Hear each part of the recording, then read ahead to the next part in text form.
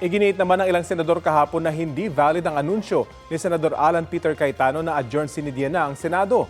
Ipinakita ni Senador Mig Zubiri ang kopya ng isang liham na ipinamamahagi ng Senate Secretary kahapon. Nakasaad doon na sa July 27 magsesesyon muli ang Senado. Magtutuloy-tuloy naman daw ang mga pagdinig, pulong at investigasyon.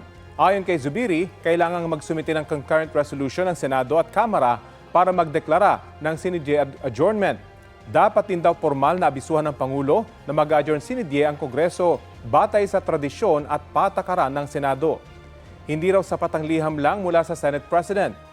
Sa panayam ng 24 oras kay Senador Ping Lacson kahapon, iginit din niya na iligal ang deklarasyon ni Cayetano kaya hindi nila ito sinunod.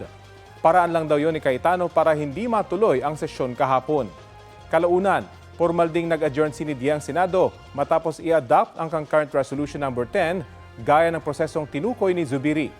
Ang sinidye adjournment ay indefinite o walang nakataktang petsa kung kailan matutuloy muli. Iniutos din ni Acting Senate President Win Gatchalian na work from home ang mga tanggapan ng Senado ngayong araw para bigyang daan ang pagsasaayos ng mga komite sa ilalim ng bagong chairpersons. Sa kabila niyan, nagtipon ng ilang dating opisyal ng Blue Ribbon Committee at ang mga inimbitahan nilang resource persons sa session hall ng Senado.